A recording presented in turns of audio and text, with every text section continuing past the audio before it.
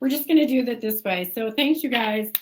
First of all, yes, the slides will be available, and this is recorded. We'll see if we can get rid of the first few minutes. But I did want to share that I'm Debbie Rosen, and Tina and I work together along with Lindsay Toms and a number of us other at the Study Pro. So we are an executive function and study skill center. And so what that means is that we help kids with the process of school, all the stuff that you see here on the right. And we also, and we do that by trying to help them to develop skills that we know are really critical for getting that work done. One of the things that Tina does is by day, she's an executive function coach in addition to the other work that she does. And so these are some of the services we provide on the right here.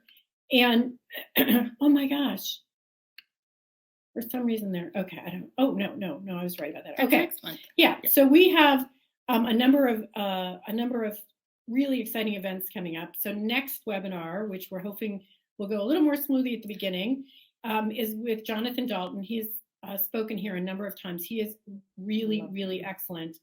So February 9th at 9 a.m. EST. And if you go on our website, all the events that are coming up are either under Lunch and Learns, which are on the right on the menu, or under programs. So you can go there because I know a lot of people will be interested in this. And we also send emails out on every one of these events.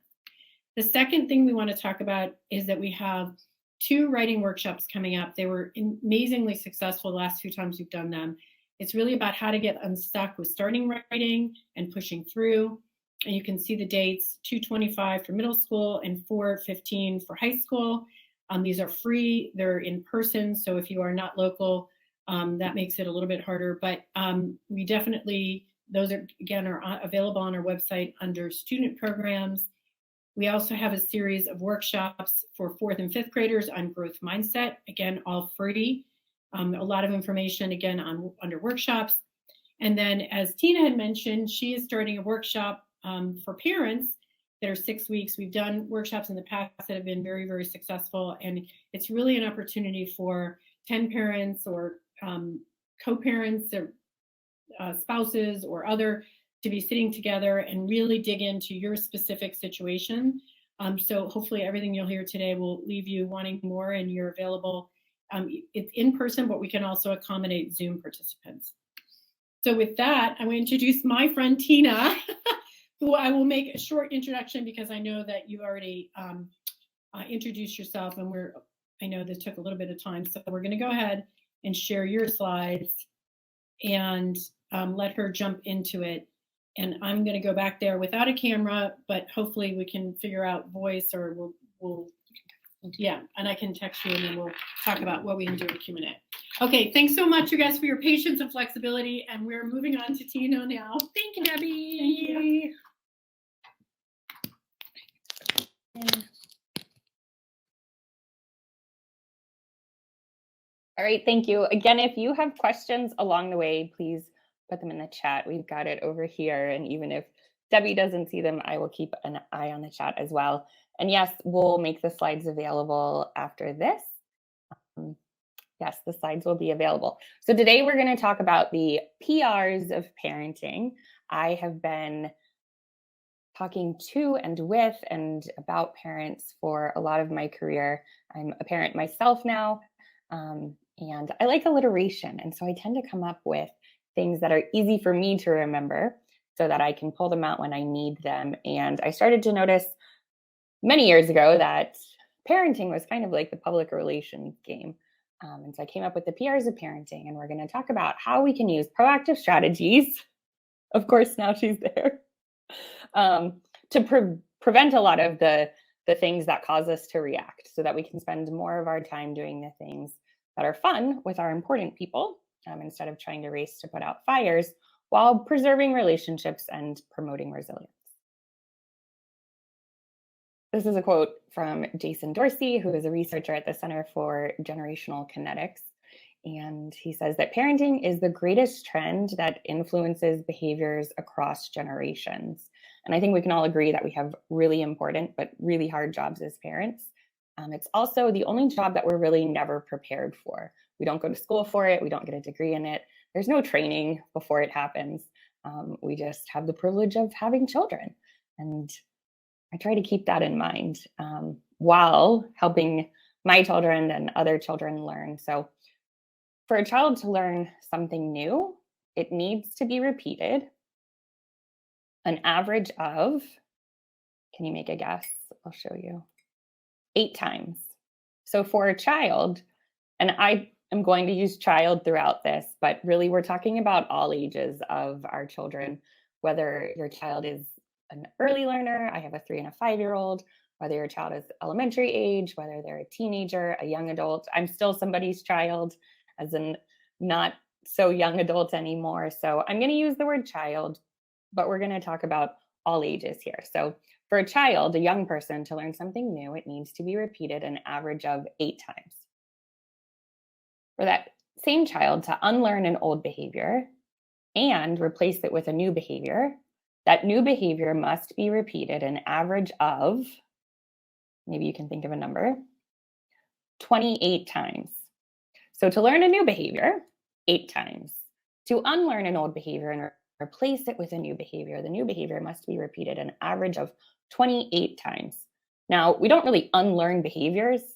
We just do a new replacement behavior enough times that it kind of weeds out the other behavior and becomes our new habit and our new response.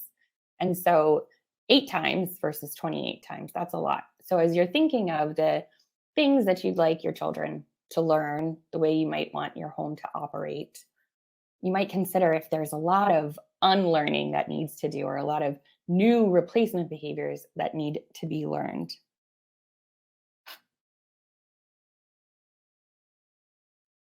And I point this out in terms of children and younger learners, but also let's keep in mind that parents are always learners.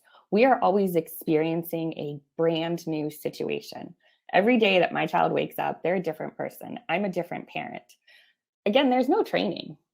We didn't get degrees in parenting. So we are learners as well. There's no task analysis for how to be a parent. Our children don't come with user manuals. So if it takes a child 8 times to learn a new behavior and 28 times to replace a behavior, adult brains are a lot less plastic. We're not as amenable to learning new skills. So as we're thinking about learning new skills as parents, let's keep in mind how many times we might have to try something or how many times we might have to practice a new skill before it really becomes part of what we do. So after that disclaimer, let's get into preventing to avoid reacting. And my aim here today is to give you some ideas and strategies for each of the processes that I'm going to share with you. I don't intend to give you the exact answers. I'm not going to tell you the specifics of what this should look like in your home because you truly are the expert on your home. Parents are the experts in their homes of their children. I can tell you what a process might look like. I can tell you what an ideal situation might look like, but my hope is that this is accessible to you so then you can take it with you and evolve it and adapt it in your home in a way that works for you. So we're going to talk about 4 different PRs. The very first PR is prevent before reacting. And these all fit on your hand. And my hands will be with me for a while. So they'll be easy to remember as long as I have at least one of my hands. So we're going to prevent before reacting. And the first way we're going to do that is with proactive rules. And I call this your family's guide. So these are the do's and don'ts. And we'll get into more of that. The second PR that we're going to talk about is establishing predictable routines. So what is the process for your family? How does your family operate? We're going to talk about a process for punishment after a reminder. And we'll think of this as our family's correction system. And then the last thing that we'll end with is preserving the relationship. So this is like your family's protective services. So how can we do all of these things while still preserving the relationship that we're attempting to build with our children? The first one we're going to talk about is proactive rules. And again, these are the do's and don'ts, like your family's guide. So children don't come with user's manuals, but we do have the opportunity to build a guide around what we want our family to look like and how we want to establish a shared purpose in our family. What is everybody's expectation? What are the expectations of how we operate in this family? Who does what, when, and where? What are the roles of this family? So that's the why of proactive rules, so that we can work towards some kind of shared purpose as a family. We have an aim in mind. We know what the expectations are for our family, and we can establish roles for each member of the family. So how do we do that? Here's 3 questions that you might ask yourself. Number 1, does my child know the rules? Are the rules clear? Do we talk about them often? Does my child know what happens when they follow the rules? So here we might talk about some positive reinforcement. What do you get when you follow the rules? What are the privileges? What are the responsibilities that you get to continue? What happens when you follow the rules in the house? Is that clear? And do your children know? Do you know what happens when your children follows the rules? And what happens when somebody breaks the rules? Are there really clear expectations around what happens if you break the rules? And are we proactive about that? And are they set up ahead of time? So proactive rules help us establish a shared purpose. They help everybody know what the expectations are, and they describe the roles that each person in the family is going to take. How might we do that? Well, we're going to establish the rules, and then we're going to make sure that everybody knows the rules, everybody knows what happens when you follow the rules, and everybody knows what happens when you break the rules.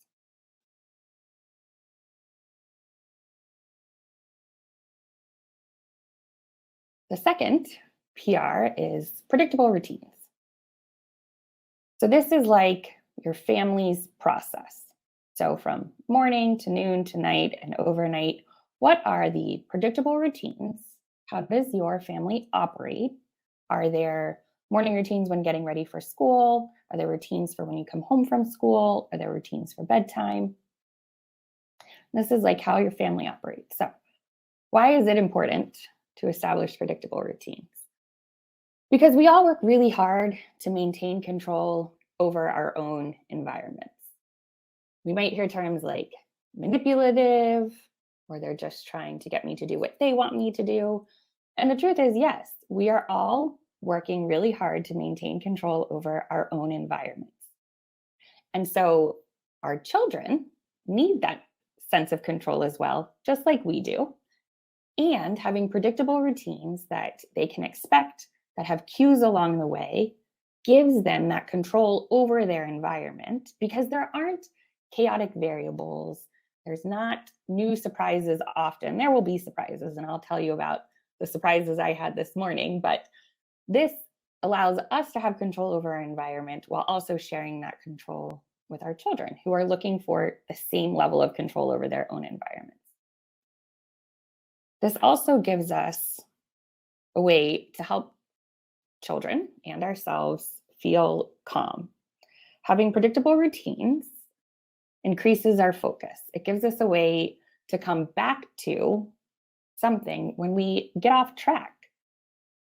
Patterns are soothing. We like patterns.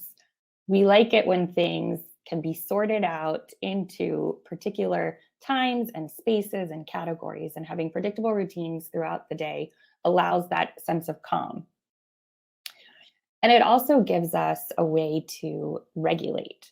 So if we get off task, if something does pop up, if a surprise shows up and we know what the routine is, it can allow us to get back to that routine. It can promote self-regulation in our children if they know what the next step is. And it can promote regulation in us if we know that our children know what the next step is. So establishing predictable routines gives us a way to allow some control for our children. It gives us a way to provide soothing, calming patterns, and it gives us a way to regulate ourselves and help our children regulate themselves back into whatever it is that we're doing at the time.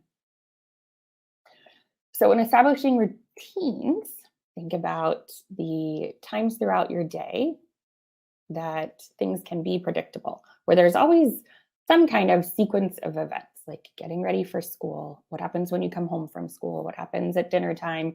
What's the routine for getting everything together to get out the door for soccer practice? What's the routine for doing homework after school?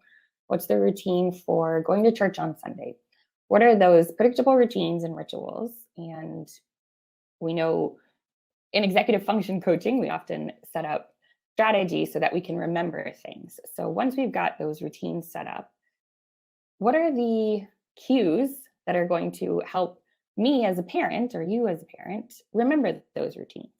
What's going to prompt you through the routines? Is it going to be some kind of visual? Is it going to be reminders on your phone? We use the Alexa alerts a lot that just tell us what to do throughout the morning so that we can get out of the door on time. What helps my child remember those routines? So are there any kind of visual strategies that help them move through their day? Are there those vocal reminders like through Alexa? Are there visual cues like where their self-care items are? Do you pick out clothes the night before so that when it's time to get dressed for school, or do you make sure the backpack is packed so that it can go out the door? What are the things that help my child remember the routines? And then, because nothing is actually 100% predictable ever, and we're going to get off course, we can work really hard to have every routine set. We can put all the reminders, all the visuals, and things are going to go off course. So for me this morning, getting to Study Pro, I wanted to be here by 8 a.m. so that we could be set up and ready. That was a change to my children's routine. We usually don't aim to be out the door until around 8 o'clock. I typically drop them off and then go back home and get ready. I work until later at night, so I give myself some time in the morning. And that didn't happen this morning. And I knew even before I went to bed last night that this morning was going to be different. It was going to be an interruption to our routine. And I got to practice a little bit of regulation myself before waking my children up much earlier than they usually get up. And I knew that it was going to be chaos. Did I yell a little bit more than I like to? I did. Did I turn on the TV because I knew that it would distract them while I got myself ready? I did. And I don't love to turn on the TV before school in the morning, but I did. So I knew there was going to be a change and an interruption to the routine. I did some regulation of myself before getting them out of bed. I kind of braced myself and prepared myself for how different it was going to be this morning. And we made it out the door, and I made it here 10 minutes after I wanted to be here, but all was well. And I also know that because, as much as possible, I stick to our routines, that a little interruption isn't going to be totally detrimental to the rest of our days. And when we talk about preserving relationships at the end, and I'll use a comparison of scales, I know that I have poured into our relationships enough of the good stuff that when we have mornings that aren't ideal, where I do get agitated and we're kind of hurried a little bit more, it's not going to completely ruin our relationship or throw off our routines. So predictable routines, establishing them is a really great way to prevent having to react often. But then once you've got them, what are the things that help you, help me, help my child? And then what do I do with changes? And there's a question here. I can answer it now if that's okay, Debbie. Is that okay? So the question is, do you give your kids a heads up that the morning will be different? And my children are 3 and 5, so they don't quite yet have that long-term processing skill that if I had told them yesterday, they would have remembered it. If they were older, I definitely would. And I might give them a reminder in the morning. Unfortunately, when my 5-year-old wakes up, she's grumpy no matter what. So even if I had said this morning's going to be different, it might not have changed anything. And I know that. And so you probably know your children well and would make that call if telling them ahead of time would be beneficial or not.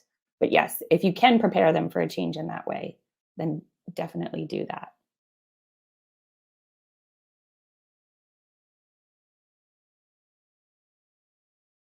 There's another one. How many changes or disruptions are still healthy for maintaining routines? And I don't have an exact answer for that. But when we get to preserving the relationships, it's about a balance. So if you know that there are about to be a lot of interruptions to a routine because something's happening, for example, we brought home a new dog on Monday, not a puppy, but a new to us dog that we adopted. And I know that there are changes to our routines. My husband takes care of the evening routines because I'm at work. And now he has a dog to deal with as well. So there's more dishes in the sink. There's more laundry that needs to be folded. I think my 5-year-old skipped bath time the other night. And those are things that are, they're agitating, they're bothersome. I wish those things got done. But because I know that we've introduced this new family member and our routines are interrupted, I'm going to provide what I like to call buffering on the other side of it. And so I'm not going to get after my kids because their clothes are on the floor. Actually, the clothes are picked up because we don't want the puppy to eat them. That was not the best example.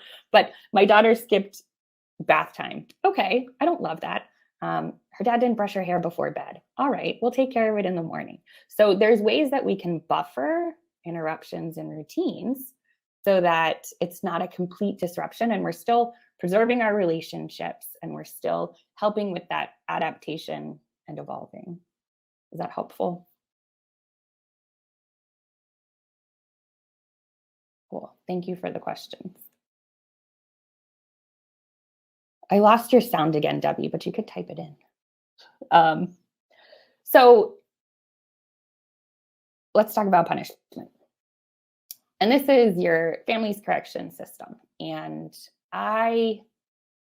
full transparency, punishment is a yucky word for me. And I'll tell you why, and we'll talk about this more in the 6-week workshop that we're going to do.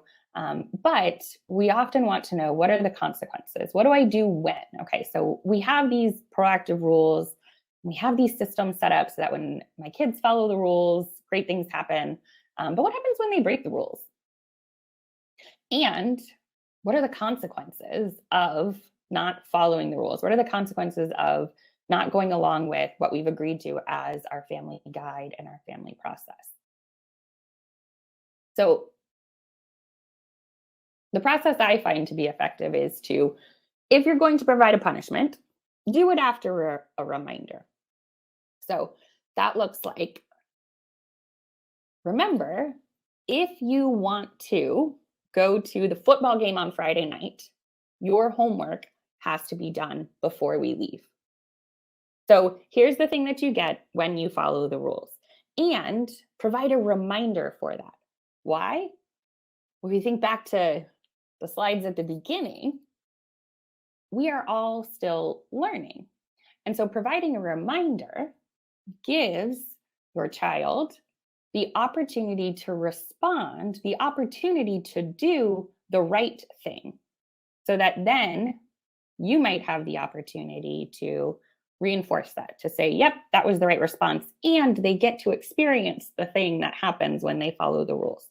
So in learning, opportunities to respond is a key in gaining skills. So if we need to do things 8 times to learn a new skill and 28 times to learn a replacement skill, then as a parent, I want to be setting up as many opportunities for my child to do the right thing so that they can learn that skill. So we're going to offer a reminder and give an opportunity to do the right thing, the correct thing, follow the rule, give us the right answer.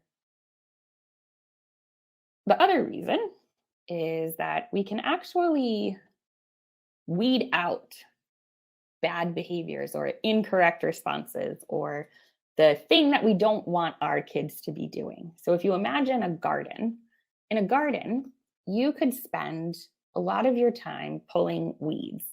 You could spend a lot of your time spraying to get rid of the bad stuff, the yucky stuff, the things you don't want to see. But if you don't ever plant other plants in your garden, you're only going to spend your time chasing down weeds. The other thing that you can do in a garden is you can plant enough new plants that you don't have to spend time weeding, because those plants have stronger roots and they're actually going to weed out the weeds for you. And so what we know about behavior, what we know about learning, is that the thing that we pay attention to is the thing that's going to increase.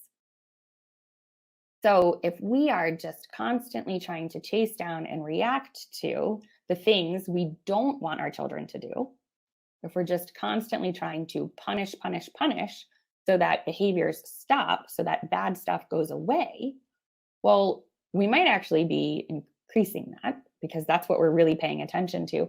And we're not giving opportunities for the other things to happen, which might actually just weed out because there's literally less time and space. If I am spending my time doing homework, then there's less time and space for me to not do my homework, or there's less time and space for me to spend hours on my phone because I'm doing something else. I'm filling my time and space with something else. And so providing a reminder before delivering a punishment allows our children the opportunity to respond so that they can learn new skills. And the third why here with punishing after a reminder is because punishment is actually ineffective at changing behavior.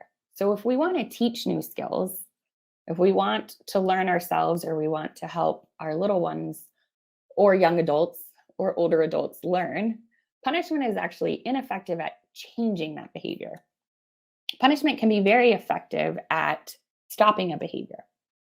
And it can sometimes be effective in preventing a behavior if that punisher is present. And an easy way to remember this is, I'm looking outside right now at the road. There's a lot of cars. Many people, perhaps, maybe you've noticed yourself, go over the speed limit. And if there's a police officer nearby that we can see, we slow down because the presence of that punishment is around. And that police officer might pull me over and give me a ticket, and I don't want that to happen. So I'm really just acting to avoid that punisher, but it doesn't necessarily change my behavior if that police officer isn't present. So if we're thinking of learning and teaching and building new skills, punishment is really ineffective at changing behaviors. Giving an opportunity to respond by reminding what the expectation is, what the rule is, what the routine is, and then what might happen after it, gives the opportunity to respond. It gives us the ability to grow new behaviors, and it's more effective at actually changing and putting in place new skills in the future. So the way that you might do this is reminding your child of the rule or routine that perhaps they're about to break, or that is the expectation. So once you've established those rules and routines, what is it that I can remind my child about right now? If I notice that they're going to do something, or, a little bit of pre-teaching. Hey, it's Friday, I'm going to work. I know that you want to go to the football game tonight. Remember, your homework has to be done before I come home. And when your homework is done when I get home, I will take you to the football game. If your homework isn't done, then we're going to stay home. So what can I remind my child about that relates to a rule or routine that we've already talked about? If I am going to punish, if I am going to give some kind of really uncomfortable consequence, how can I punish the behavior without punishing who my child is? So can I tie this to the thing that they did, but not who they are, and remove some of the judgment and the shame from my language so that I'm reminding them of the rules and routines and the why, but not criticizing them for the person that they are. So can I punish the behavior, but not the person that they are? So give a reminder, punish the behavior. And then will I have opportunities in the future to teach this? When will be the next opportunity for your child to practice this so that we can get back to the correct response? We can get back to the good things that come when you do follow the rules. So what can I remind my child about, a routine or a rule, and the good stuff that might come after it? And what might happen if they break the rules? Can I punish what they did, but not who they are? And is there going to be opportunities in the future for me to help my child learn these skills? Will you have the opportunity to remind your child of the things that they should be doing so that they can continue to build these skills in the future? And the last PR is about preserving the relationship. So this is like your family's protective services. We do this to provide buffering. So strong relationships are the greatest factor towards resilience. And we talk about resilience as a skill that allows for adapting, bouncing back, moving through, overcoming obstacles, noticing barriers, and getting creative about how we might move through that barrier. So, strong relationships are the strongest factor in building resilience. And I want children who are resilient and can adapt to things. And we've been talking a lot about resilience, especially through the COVID pandemic. That was a big aversive event that I think we're still experiencing. And having, yes, I will.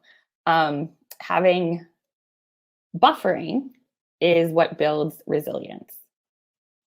And sorry, I'm getting distracted by the chat. No, I still can't hear you.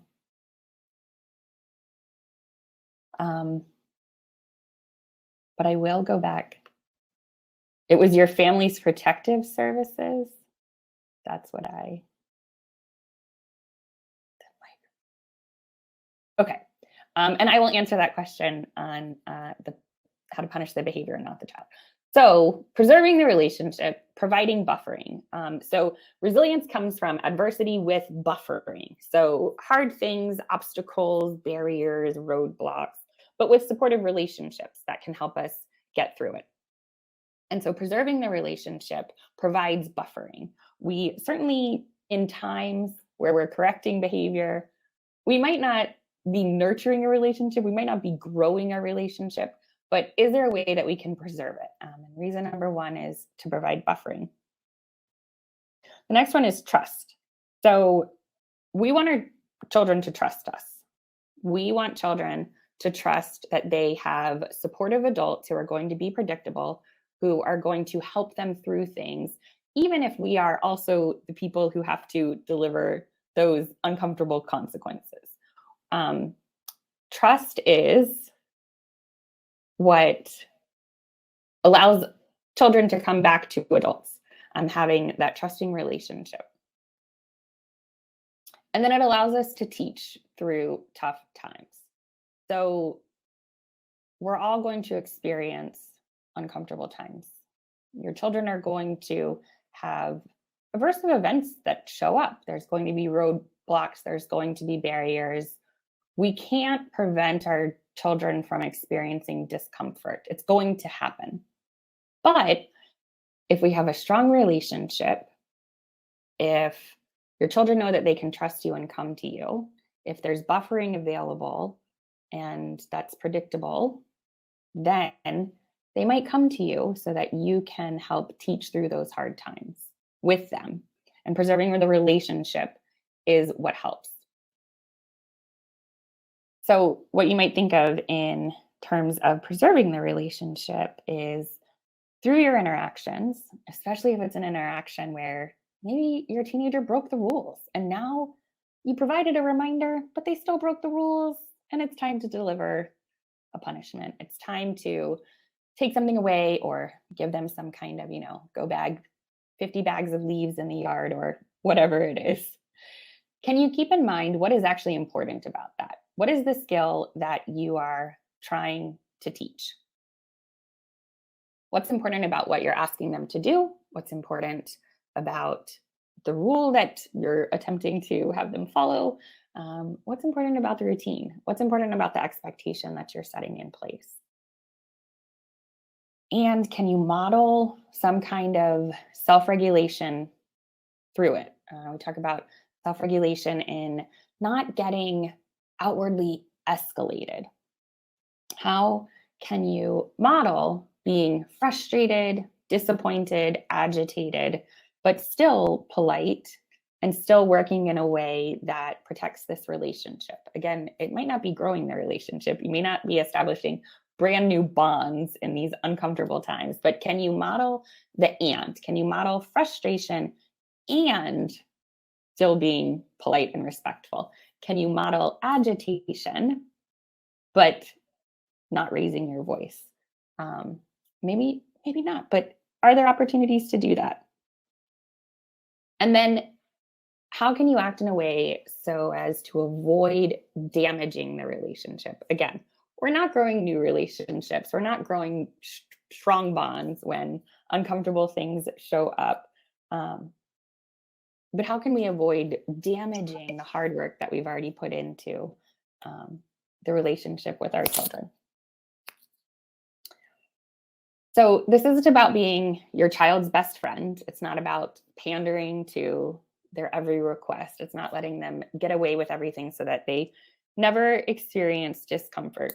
But it is about creating consistent and predictable and a supportive buffer that will equip our children with resilience and strength and problem-solving skills. So how can we walk hand in hand with our children while still being the one that supports them through hard times, doesn't prevent them from experiencing discomfort, because that's going to happen. But can we be that buffer for them? So we're not here to be our children's best friend. We're not here to make sure that we're their most preferred person in the room. But how can we provide that buffering? Because again, resilience, that ability to adapt, and resilience isn't about just being the strongest person in the room. Resilience is about being the flexible person in the room, the person who can experience something that's uncomfortable, adapt to it, bend, bounce back, more like a palm tree. Palm trees don't worry about hurricanes. They just bend with the wind and then stand upright when it goes away. And that's going to come from these strong relationships that we have with our children and the people around us, so that they can go through hard things, so that they can bounce back, they can adapt, and they can overcome. So you can hear me, right? I can hear you now. Wow, amazing. Okay, right at the end. Perfect. Okay. Well, I figured I tried everything, restarted my computer, taking my out. Okay, great. There was a question really quickly, I'm sorry, about buffering. What did you mean about buffering? Of course, I lost the whole chat, but I think that was the only question you didn't answer. Okay. Will there be a recording sent out as well? Yes, I did answer that, but there was a question about what do you mean by buffering? So buffering is what provides that supportive. So we can think of buffering from a really young age as the serve and return. So when you talk to your child and they talk back to you, and then you talk back to them and they talk back to you, and it's about building the relationship. So buffers provide protection around hard things. Buffers don't prevent hard things, but they provide that supportive kind of cushioning. So the way that we do the buffering is by having those proactive rules and the predictable routines, punishing, and that was another question. I'll get to that. If we do have to punish, how to punish the behavior and not the child, doing that in a way that still maintains the relationship between the parent and the child. And this slide says, when thinking of preserving a relationship and buffering, I like to think about a scale with buckets. And each interaction with our child or learner provides a drop in the bucket on either side. So not everything's going to be roses and rainbows and unicorns and sparkles. We are going to have a lot of really positive interactions with our children throughout their lives. But we're also going to have some uncomfortable interactions, and our children are going to go through uncomfortable things. So if we think about a scale and drops in either side, so one side of the bucket is all of those positive, yummy, important, lovely interactions, experiences, events. And the other side is those uncomfortable things, whether it's uncomfortable interactions that we have with our children or uncomfortable interactions that they have without us, like at school, on sports teams, in social groups. And so we can never remove the items from the bucket, because once an interaction takes place, it can't be taken back. But we can work to be aware of which bucket we're filling and which way the scale may be tipping. So buffering is about having hard things with support. It's about having discomfort with people and relationships that are going to help us through it. So building that relationship, especially ahead of time, so that you can fill that bucket of the sparkly rainbows, positive, excellent experiences, so that when those hard, yucky, uncomfortable drops go on the other side, we might notice if the scales of our family are tipping in the direction that we're aiming for. So Tina, just so you know, because you can hear me now, I can You can. go ahead and moderate and make it a little bit easier for you so you don't have to worry about reading the questions. I wanted to make a comment and then just let everybody know we're going to definitely go through all these questions. And I know Tina has a few extra minutes if people want to. We can just leave the slide up here while you're doing this. But when you're talking about the buckets, one of the ways I've heard it talk about is like deposits and withdrawals, right? Mm-hmm. You know, we make deposits into our children's relationships. And then there are times that, you know, negative things happen and there are withdrawals.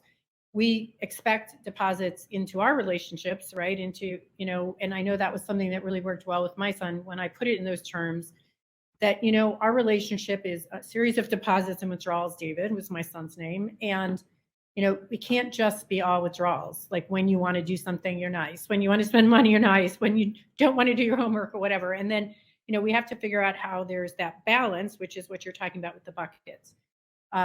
And so maybe that might help as an analogy if you think that's fair in terms of the way you're talking about the scales and the buckets. Yep. Yeah. And there was a question from Lori about advice that you have for somebody who's unable to establish a shared purpose and their rules are bended and consequences don't really mean anything to their children. Therefore, rules and consequences. Lori, will you give me a little more? One is unable to establish a shared purpose, therefore rules. Maybe, Lori, tell us if you think this is right. But I think what you're saying is that you don't have that base of relationship. And so there's nothing to build on. So the consequences really are not meaningful. And maybe you can type a little bit more in the chat and we'll kind of come back. Because there was another question about an example for how to punish the child, the behavior and not the child. Yeah. So punishing the behavior and not the child. So that sounds like the specific words are labeling what it is, what the rule that was broken is, what they did. So what was their action, without making judgments or statements or words about their character. So remember, I'm going to work and you want to go to the football game tonight. And the rule is that your homework has to be done before you go to the football game. So if I come home and your homework's not done, we're not going to the football game.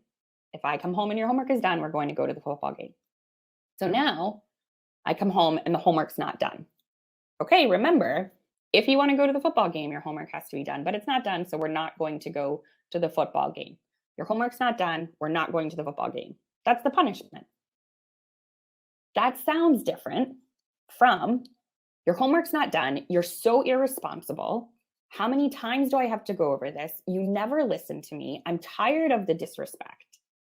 Those are all words that really attack a character and who somebody is versus what they did. You didn't do your homework, you're not going to the football game. You didn't do the homework, you're so disrespectful, I'm tired of this, you don't contribute to this family. All of those words just add more drops in the bucket of yucky stuff. Mm-hmm. And we're going to have to pour in a lot more to the other side to balance it out. So there are more withdrawals, and, you know, if you're using that analogy too. And I think there are, you know, other great speakers we've had here that have also said that we can be empathetic with our child. We can validate that sucks. Oh, I'm so sorry. I really wish you could go. Mm-hmm. And, you know, we can even go another step in helping that child see what does that really mean? So homework being done can be pretty amorphous. Room being clean can be pretty amorphous. So part of the things that I know you work on with a lot of students and with parents is helping them to be even more clear and more specific about what homework done means and what room clean means, because sometimes that's where the barrier is too. And without getting too down into that one, but I think it's worth mentioning. So there's another question. Hi, LaGuardia.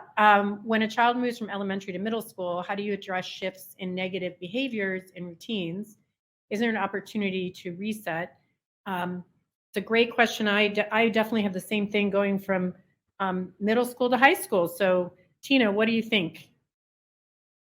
So I think what I'm trying to think of all of the topics in the 6-week course, but we do talk about how to prepare for the things that we know might come and how to be aware of the changes that our children are going through. Because again, we're all still learning, and they're learning a lot every single day. And then as their brains change and as expectations change and as environments change and social groups change, being aware of that as a parent and then having tools for ourselves to regulate ourselves and provide that model, because children tend to learn what they live. So if we're providing modeling for how to go through hard things like changes from elementary school to middle school, there's things that we can do to set ourselves up, and then there's things that we can do to help them through it.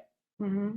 And Tina, do you think, to LaGuardia's question, there's an opportunity for us to sit down proactively, because I know that's the word of the day, with our student and, maybe in the summer as they're moving or sometime, and ask them what do they anticipate might be different, and really maybe involve and engage them into the conversation, and even like create a whiteboard or a list of things, and just kind of open the door and say, hey, I'm anticipating some things that maybe new that we're both going to be surprised about.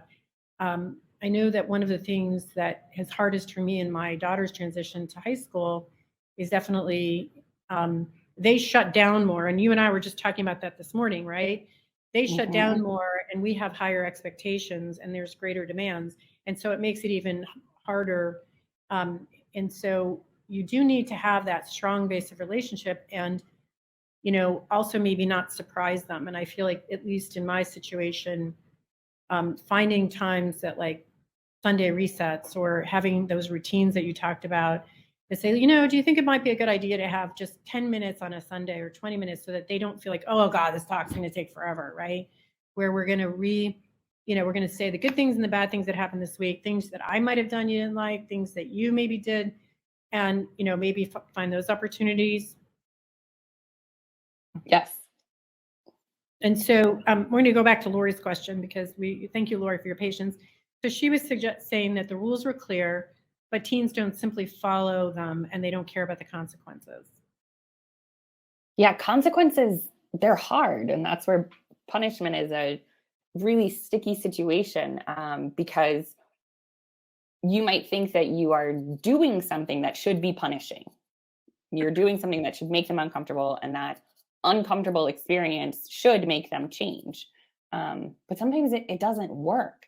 And teenagers, they start to care more about what their social group is doing and less about what mom or dad or their family thinks of them or does with them. And so if, I don't know, very scientifically, behaviorally, if you are putting a consequence in place and it's not working, then it's just simply, it's not working.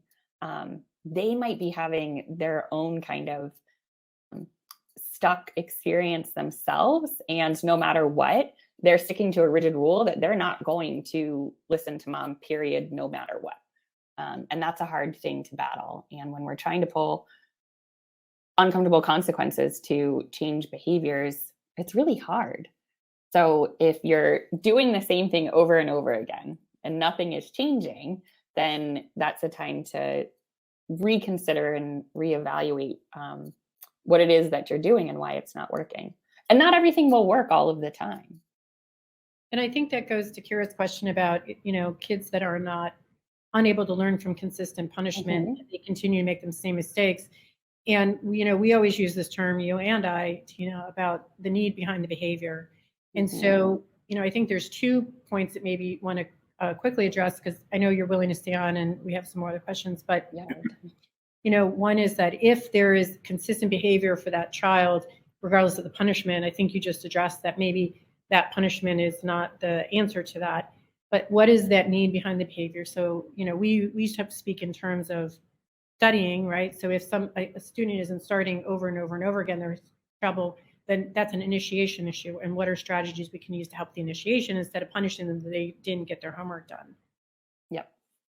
Yeah, and we talk about a skill versus a will, skill versus performance. Is this a skill that they have, and just the environment isn't, and the environment includes their own internal environment. Is there something going on inside of them that's preventing them from doing?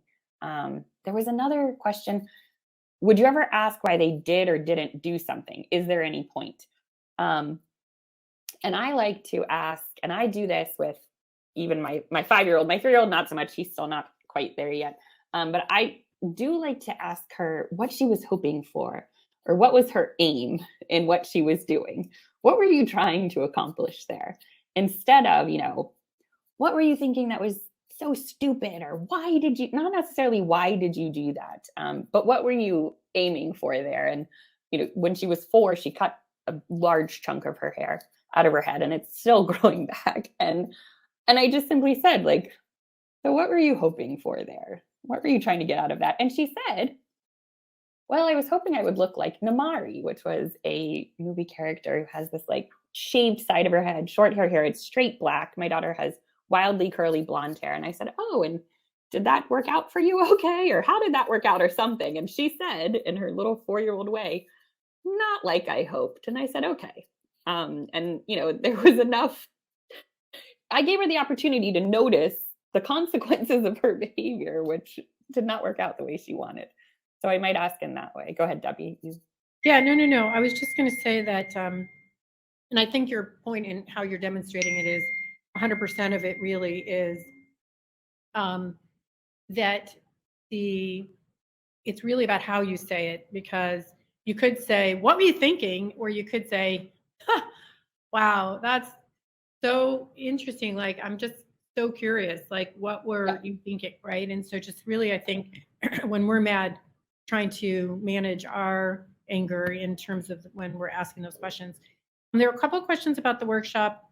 Is it specifically for parents with teens? And will it address special needs such as autism spectrum or trauma impacted psych and behavioral concerns? So I'll let you answer those about the workshop, the 6-week parenting group. Oh, so the workshop, because we're keeping it a small group and we do want to help parents really take the tools and strategies and adapt them to their environments. If things like that come up, we can address them. I do have a really long background in individuals with autism and developmental disabilities, and I'm also a trauma trainer. So those topics are not foreign to me. They can come up and we can talk about them, or we can talk about them outside of the workshop. And my hope is that we make it accessible for all ages. So regardless of what age your child is, it's about having processes. And Debbie, you talk about processes versus content a lot, which I love. And is one of the things that drew me here is it's not about me or any other, expert or person telling you exactly what you should do, but it's about having these processes that we know work and then adapting them to your house, because your resources are different. The people in your home are different. Your responsibilities are different. The physical makeup of your environment is different. Your spouse is different. I can't tell you exactly what it's going to look like. So I really try to make it accessible and applicable for any ages, because it's going to be the same process throughout. You're just going to adapt it to, whether you have a toddler or a teenager or a young adult. Well, I know that there are a few questions that are the same theme, and then I think this will be the last one, because I know that a lot of people have to sign off. But yeah. First of all, I know that you are available. You can just email this. Anyone can email info@thestudypro.com, and we can get anything to Tina. We can answer any questions, especially about the parenting group. But I think there's some big set of questions that say, you know what, I have a teen and they're just not remorseful, or they're just not responding. It doesn't seem that it matters to them. One question was about, okay, the consequence was they don't have their phone if they don't do something, so they just come home and go to bed. And it is very, very frustrating. I know, as a parent, as I have an older one as well. And so I think any advice that you have for that, or when you think ultimately might even be a character issue, like, okay, I'm just giving up on my homework, or I stole something and I'm more upset that I got caught. What would you say to that? A few things.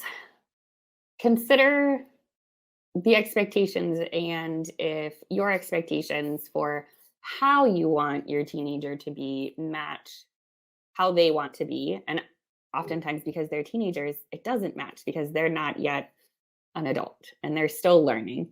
And as a parent myself, I can empathize with having fear that my child is going to grow up as a person who doesn't feel remorse, who doesn't care about other people. And I might try to uncover, what is it when I'm afraid that I'm trying to protect? Well, I'm trying to protect my child. I'm trying to protect our community. I'm trying to protect their future, all of those things. That's a lot to, my teenager isn't considering all of that themselves. Some of you might remember Pandora, the music station. I think it's sort of outdated now, but I used to use this analogy of Pandora when talking about behaviors. And baseline, there are things that are more workable to accept. And when there's not, when you've decided I can't accept this and it needs to change, we can think about what it is that we're paying attention to. So Pandora as the music app, if you had the free version and a song came on that you didn't like, you could click dislike and it would skip the song. And it would give you a different song, but you might not like that song because you didn't tell Pandora what you liked. You only told it what you didn't like, which is the same as saying, don't do that, don't do that, don't do that. You can tell it again that you don't like it, and it will skip to another song, but you still might not like that song. And after 3 times, Pandora is just going to say, you're not allowed to skip anymore. And I equate that to like a meltdown or laying in your bed all day. Like, you told me what not to do so many times, but you never told me what to do. And so I don't know what it is that I'm supposed to do. And so I'm just going to give up on trying. And so when we're saying, don't do this, how often are we also saying, do this, do this, do this, so that the opportunities to respond and learn new skills show up? It's also a much bigger question in evaluating, Debbie, like you said, what is the need behind the behavior? What is, it's not something that can be answered really through here, but considering your expectations, considering how the environment supports behaviors that should be happening and what that looks like. Well, thank you so much, Tina. I mean, I know that there's so much that we can take away from all of this, just a reminder for all of us that as parents, we can't ask our children to change until we do. And really taking a step back, it's a very hard thing, trying to regulate our emotions and manage ourselves. And at the same time, try to get through our day, and then also try to create this, base of a relationship that's remains through these very difficult teen years. And so we really appreciate all the great questions that everybody had. And we hope to see many more of you. We already have a number of people signed up for the group, so we hope to see many more of you in that and continue the conversation and just be able to have more individualized, longer term conversations around some of these challenges. But we really do appreciate it, and thank you for all your wonderful advice. I'm sorry for the some of the audio and visual challenges, but we'll make sure that they get sorted out. But we're glad that most everyone could hear. So thank you. We really, really appreciate it. And thank you for all the great feedback. Thank you, guys. Thank you, Debbie. This was a privilege. Thank you all. Thank you. Bye.